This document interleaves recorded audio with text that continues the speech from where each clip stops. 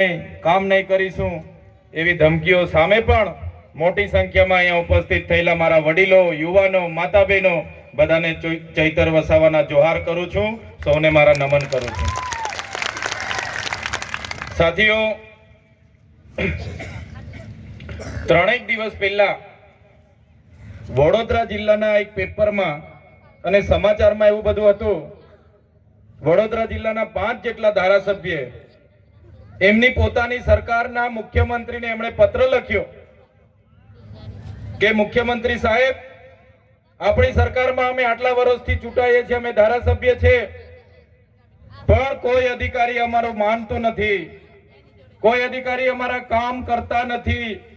Collector હોય, SP હોય, commissioner હોય, ડીડીઓ હોય, ટીડીઓ હોય, મામલતદાર હોય, અમારા કામ કરતા નથી તમારી સરકારમાં. આપણી સરકાર હોવા છતાં અમારા કામ થતા નથી. આ એમની વેદના હતી. ત્યારે સાથીઓ, ભારતીય જનતા પાર્ટીના 30 વર્ષના શાસનમાં કેટલાક અધિકારીઓનું રાજ ચાલે છે, કેટલાક રિંગ માસ્ટરો દિલ્હીમાં બેસીને સરકાર ચલાવે છે અને એમના અંદરો અંદર ગુટબાજીના કારણે આજે જનતાના કામો નથી થતા. પોતાની સરકાર હોવા છતાં જો ધારાસભ્ય આવી વેદના નાખતા હોય, આવી વેદના ઠાલવતા હોય, તો તમારા જેવા સામાન્ય લોકોની તો શું વાત છે.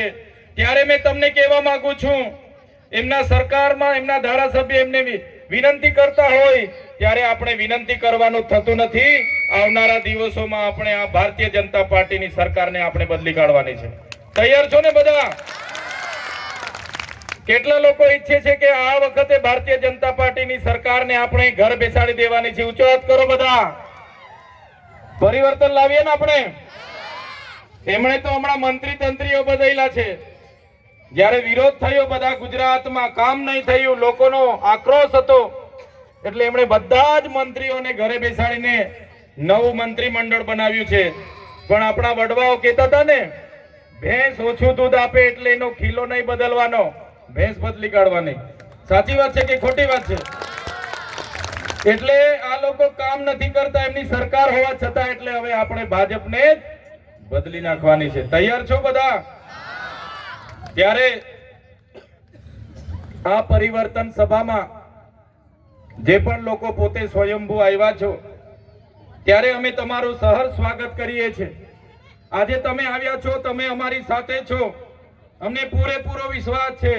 પણ જે લોકો ઘરે હશે, જેમને ડર હશે, ડરાવતા હશે ભાજપના નેતાઓ કે ભાઈ જશો તો તમને ઝૂંપડું નહીં આપીએ, પાણી નહીં આપીએ, બોર નહીં કરીએ, નળ સે જલ નહીં આપીએ, તમારો મીટર નહીં આવશે, અને એવા ઘણા લોકો આજે આવવા માંગતા હતા પણ નથી આવવા દીધા, ખોટી ખોટી ગ્રામ સભાઓ બોલાવી લીધી. ત્યારે એવા લોકોને પણ કહેજો કે ચૈતર વસાવા આવ્યા છે અને એમણે પરિવર્તન કરવાનું કીધું છે. ત્યારે આપણે આવતા તાલુકા અને જિલ્લા પંચાયતમાં તમારામાંથી સારા સારા તાલુકાના ઉમેદવાર નક્કી કરી લો, સારા સારા જિલ્લાના ઉમેદવાર નક્કી કરી લો, આવનાર વિધાનસભાનો ઉમેદવાર નક્કી કરી લો, અને આવનારા દિવસોમાં આમ આદમી પાર્ટીની સરકાર બનાવીને આપણા લોકોના સેવાના કામ કરવા માટે તમારે બધાએ તૈયારી બતાવી દેવી પડશે. હમણાં સુધી શું હતું? દેશ આઝાદ થયો એટલે થોડા વર્ષ કોંગ્રેસે રાજ કર્યું, થોડા વર્ષ ભાજપે રાજ કર્યું. પેલા કેટલા કોંગ્રેસ વાળા, કોંગ્રેસનું રાજ હતું ત્યારે કોંગ્રેસમાં હતા, ત્યાં રહીને માલામાલ થયા. આજે ભાજપનું રાજ છે તો પાછા નેતાઓ ડંકી કૂદીને ભાજપમાં જતા રહ્યા અને ભાજપમાં માલામાલ થઈ રહેલા છે. 5 વર્ષ કોંગ્રેસ, 5 વર્ષ ભાજપ, અને બધા અંદરો અંદર વેવાઈ વટુલા વાળા છે, સંબંધીઓ છે, મામા ભાણિયા છે, અને જનતાનું કઈ કામ કરતા નથી. ત્યારે એમના સંબંધ અને શરમ છોડીને આવનારા દિવસોમાં આમ આદમી પાર્ટીને જીતાડવાનું કામ તમારે કરવું પડશે. અત્યાર સુધી તો ભાજપ અને કોંગ્રેસ વાળાએ આ વિસ્તારમાં એવું કીધું કે આમ આદમી પાર્ટી નવી છે, ચૈતર વસાવા નવા છે, આ વિસ્તારમાં રાધિકા રાઠવા નવા છે, વિનુભાઈ સરપંચ નવા છે, રાજેશભાઈ લગામી નવા છે, ભંગિયાભાઈ નવા છે, અર્જુનભાઈ નવા છે, વરસનભાઈ નવા છે. એ કઈ ચાલવાના નથી, આમ આદમી પાર્ટી ચાલવાના નથી. સાથીઓ, આ નેતા ચાલે એવા દેખાય છે કે નથી દેખાતા? દોડે એવા લાગે છે કે નહીં? દોડશે ને આ બધા? આજે અમારા નેતાઓ પણ દોડે છે અને આમ આદમી પાર્ટી પણ દોડે છે. આ ગુજરાતની જનતાનો ત્રીજો મોરચો આવનારા દિવસોમાં ગુજરાતની શાસનમાં 2027 માં બેસવાનો છે. ત્યારે આજે આમ આદમી પાર્ટી દોડે છે એટલે નેતાઓને તો અંદર નકલી તેલ રેડાય છે. અરે યાર, આપણે તો ભાજપ કોંગ્રેસ મળી જુલીને શાસન કરતા હતા, પડદાની પાછળ ભાગ બટાઈ કરતા હતા. આમ આદમી પાર્ટી વાળા તો હવે હિસાબ માંગે છે. દવાખાનામાં ડોક્ટરો નથી એનો હિસાબ માંગે. આ વિસ્તારમાં નેટવર્ક નથી. ઘણા એવા ગામડાઓ એવા છે કે ત્યાં ટાવર નથી પકડતા. સાચી વાત છે કે ખોટી વાત છે? કેટલા એવા ગામડાઓ છે કે ત્યાં આજે પણ રસ્તાઓ નથી, એમ્બ્યુલન્સને જવા માટેનો રસ્તો નથી.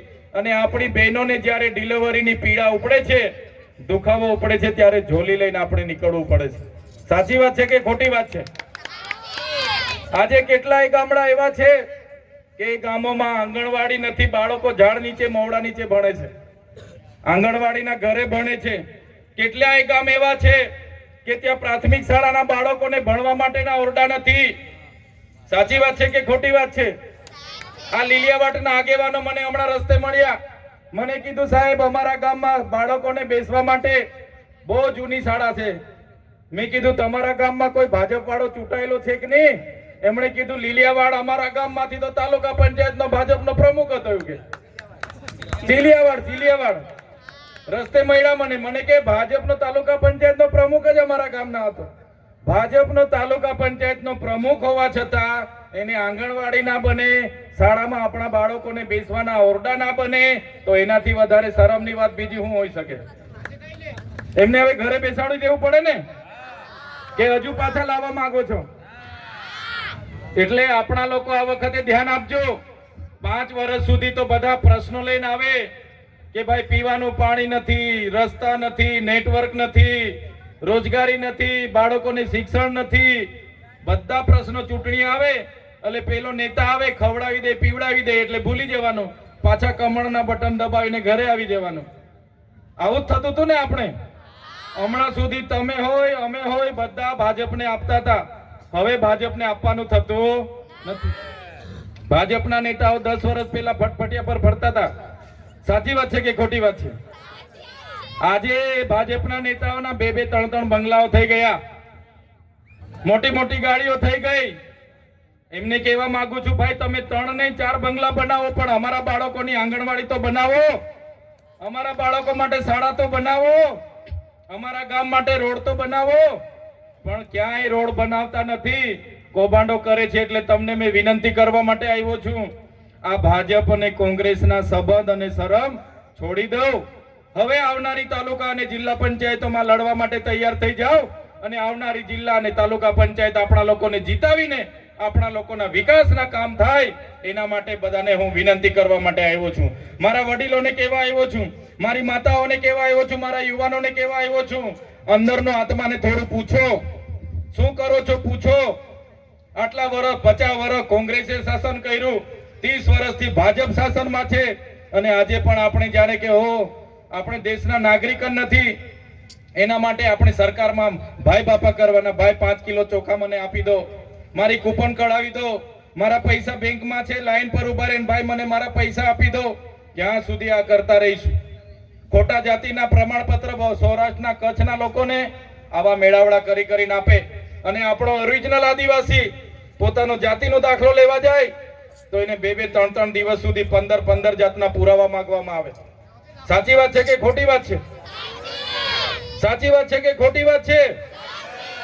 આજે ઝૂંપડા માટે તમે લાભ લેવા જાઓ, કોઈ બીજો લાભ લેવા જાઓ, વૃદ્ધ પેન્શન લેવા જાઓ, વિધવા પેન્શન લેવા જાઓ, નુકસાનીના પૈસા લેવા જાઓ, ખેડૂતના પૈસા લેવા જાઓ, એટલે તમારા પર 20 જાતના પુરાવા માંગે.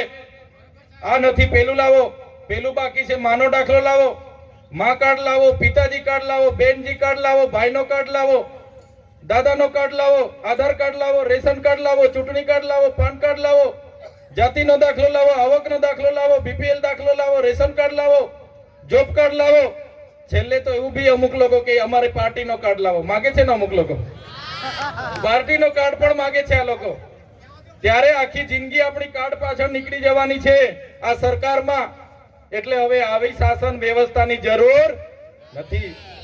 એટલા માટે અમે તમારી વચ્ચે આવ્યા છે.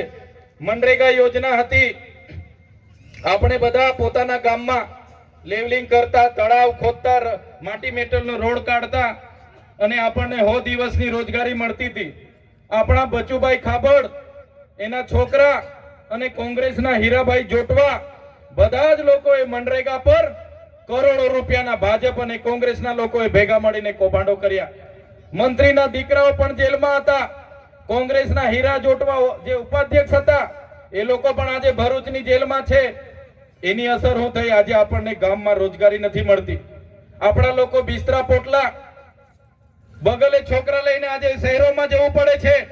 ત્યારે મારા સાથીઓ, મારા તમામ યુવાનો વડીલોને અમે વિનંતી કરવા માટે આવ્યા છે કે હવે પરિવર્તનનો સમય પાકી ગયો છે.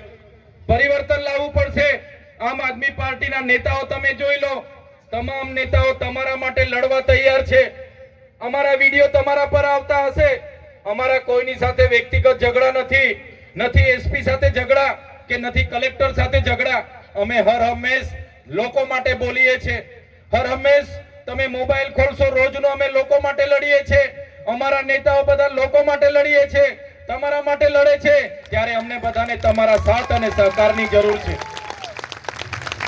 અમે તમારા માટે લડીએ છીએ, પણ અમે નાના માણસો છે, એકલા માણસો છે. અમારી પાસે 2 નંબરના પૈસા નથી, 2 નંબરના ધંધા નથી. અમે કોઈ રોડ ખાઈ ગયા હોય, પુલ ખાઈ ગયો હોય એવા પૈસા નથી, કોઈ બિલ્ડિંગ ખાઈ ગયા હોય એવા પૈસા અમારી પાસે નથી. પણ અમે જનતા માટે લડીએ છીએ.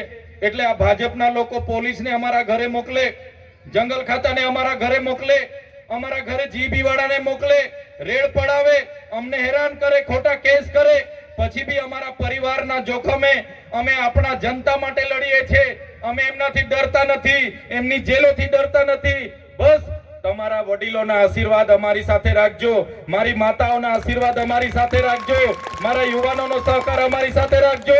આપણા સમાજ માટે અમે તમને ખાતરી આપીએ છીએ, આપણા સમાજ માટે અમે છેલ્લા શ્વાસ સુધી લડવા માટે તૈયાર છે.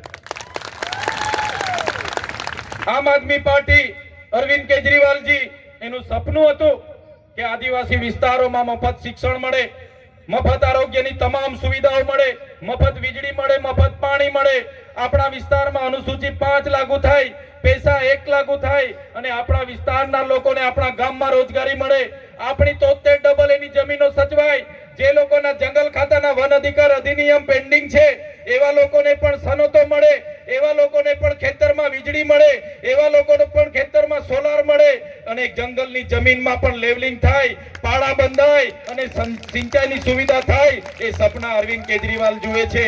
એ સપના ચૈતર વસાવા જુએ છે કે અમારો જંગલ ખાતામાં પણ અમારા લોકો લેવલિંગ કરીને, અમારા લોકો જંગલની જમીનમાં પણ કૂવો કરીને, બોર કરીને, અમારી જંગલની જમીનમાં પણ અમારા લોકો પિયત કરતા થાય. એ સપના અમે જોઈએ છે. ત્યારે મારા વડીલો, મારા યુવાનોને કહેવા માંગીએ છીએ કે એકવાર અમને સહકાર આપો, તાલુકા જિલ્લા બનાવો, વિધાનસભા બનાવો. આવનારા દિવસોમાં તમારા હકની લડાઈ માટે, તમારી સુવિધાઓ માટે, તમારી સવલતો માટે આમ આદમી પાર્ટી તમારી વચ્ચે છે અને રાત દિવસ અમે એક કરી દઈશું. આ કુદરતની સાક્ષીએ, આ ભગવાનની સાક્ષીએ તમને કહેવા માંગીએ છીએ, બસ એકવાર આમ આદમી પાર્ટીને વિધાનસભામાં અને તાલુકા જિલ્લામાં લઈ આવો. તમારા માટે અમે જી જાન લગાવી દઈશું.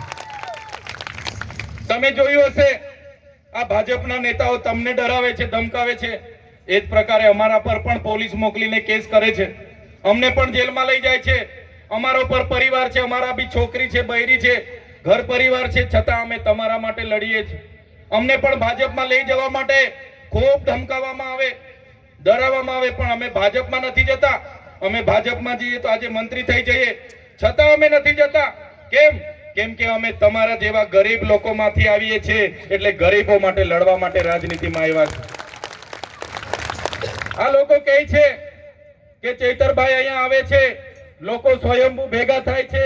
ચૈતરભાઈ કઈ રીતના આવીને લોકો આટલા બધા ભેગા થાય છે? ત્યારે મેં તમને કહેવા માંગુ છું, મેં પણ તમારા જેવા સામાન્ય ઘરમાંથી આવું છું. મારા પરિવારમાં કોઈ ધારાસભ્ય નહોતું, કોઈ સાંસદ નહોતો, કોઈ સરપંચ નહોતો. એક સામાન્ય પરિવારમાં મજૂરી કરીને ભણ્યા ગણ્યા, એક વિસ્તરણ અધિકારી તરીકે સરકારી નોકરી લાગી. પછી મેં જોયું કે આ ભાજપના નેતાઓ તો અભણ છે અને આપણા લોકોની ગ્રાન્ટ બધી કોંગ્રેસ અને ભાજપ વાળા બેસી બેસીને વેચણી કરીને ઘરે જતા રહી છે, ભાષણો મોટા મોટા કરે છે, પણ લોકોના કામ કરતા નથી. એટલે મેં 4.5 વર્ષ નોકરી કરી અને મેં રાજીનામું આપી દીધું. એક સામાન્ય પરિવારમાંથી મેં દુઃખ જોયું છે, મેં દુઃખ વેઠ્યું છે, મેં ગરીબી જોઈ છે, મેં ગરીબી વેઠી છે. કોઈ બેનને ઝોલીમાં લઈને જતા હોય એ બેનની મેં વેદના જોઈ છે. એ જ્યારે વેદના મેં મહેસૂસ કરું છું, જ્યારે આ ભારતીય જનતા પાર્ટી કહે છે કે મંત્રી બનાવીશું, અમારા લોકોની વેદના સામે, અમારી લોકોની તકલીફો સામે તમારા મંત્રી પદ કે તમારા પૈસા, તમારા બંગલા, તમારી પ્રોપર્ટી એ અમને જોઈતી નથી. અમારા લોકોના આશીર્વાદ મળતા રહેશે ત્યાં સુધી અમે લડતા રહીશું. આજે અમારા જેવા સામાન્ય દીકરા માટે અમારા સંતો, મહંતો, અમારી માતાઓ, અમારા વડીલો અમારો ફૂલહાર લઈને સ્વાગત કરે, અમારા ઢોલીઓ ઢોલકા લઈને અમારી રાહ જુએ.